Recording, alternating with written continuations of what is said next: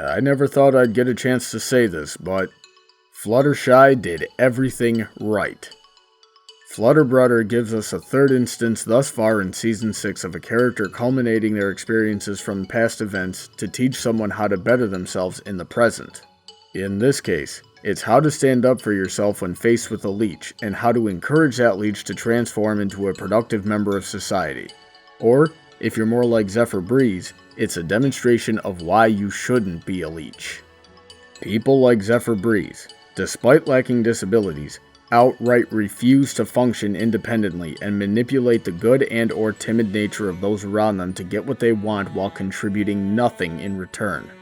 They lie, make excuses, and impede on and bring down those who care for them.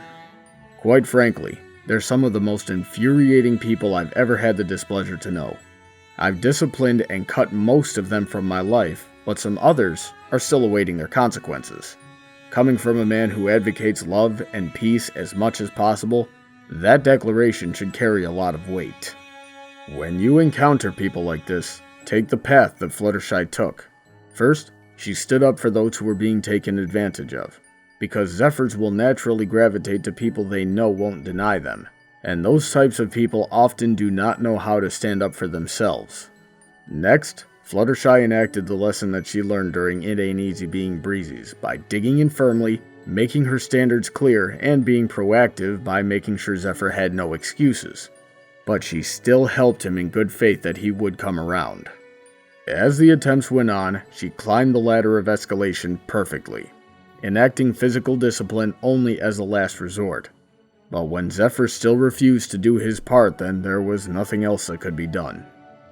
Zephyr, just like everyone else, is the result of his choices. So before they make you miserable with their abuse of your good nature and trust, cut them out of your life. Your efforts are better spent on someone who is grateful and therefore worth the effort. Someone getting back on their feet should be grateful for the support and help. This will manifest through their actions in the forms of humility and willingness to be of service to their host, as well as enthusiasm to do whatever it takes to become independent. If they're not grateful, then they don't deserve that support. I often warn people against falling victim to people like Zephyr Breeze. An unfortunate reality is that the only way to teach people like Zephyr is through harsh consequences. They're simply not going to learn how to function independently unless they are forced to.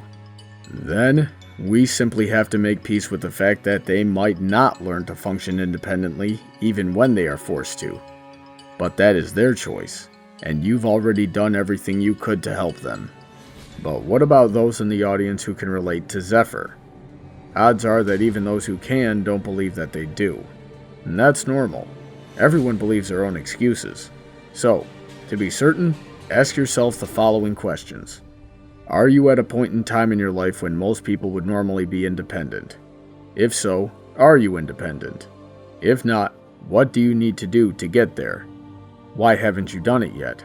Are you working on doing it now? If not, do you believe something is stopping you? And do you even recognize the importance of being independent? Most of those questions warranted a yes or no answer. If you answered no to any of those except the first, and the answers to the other questions involved an oppressive outside force, then the odds are you are Zephyr Breeze. So fix it. In the episode, Zephyr's laziness came from fear, but fear only prevents you from taking action, thus stagnating your growth and leading to terrible consequences for yourself and those around you when the time comes to act and you are unable to do so. So, the only thing you have to fear is fear itself. Regardless of your reason, you should know that your support will not always be there. Sickness, financial misfortune, or simply no longer wanting to put up with someone who should be independent could happen at any time to take that support away. So what do you plan to do when that line of support is gone? Will you abuse someone else's goodwill and trust? What happens when there's no one left? Furthermore, what if your lines of support suddenly need your help? How can you help anyone if you've crippled yourself? Are you going to let those who have tried to help you fall because you never bothered to get yourself to a better position?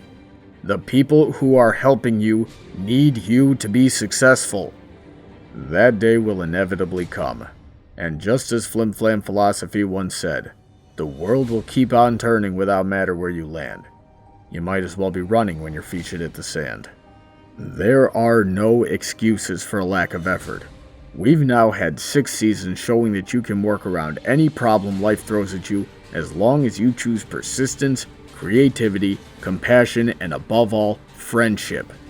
Even if you are being oppressed or abused, then by the fact that you're listening to this video, you're likely in a fandom that has shown that it can help you out of that situation time and time again. Or if you're afraid of failure like Zephyr was, don't be. Instead, you'd better relish failure. You'd better respond to every bad grade, every insufficient task, and every harsh criticism with, "Thank you, Sensei, may I have another lesson?" And be grateful, knowing that you're being forged and polished like steel into a shining, razor-sharp edge that's capable of changing lives. The best part about all of this is that you're already smart and talented enough to do these things. You just need to not quit until you are where you need to be. The time is now. Making the right choices is how you face the hardships that Fluttershy has faced throughout the series. It's how you learn all those same lessons. Then you can demonstrate the same kindness to others that they have supported you with, and that's the moral of the story.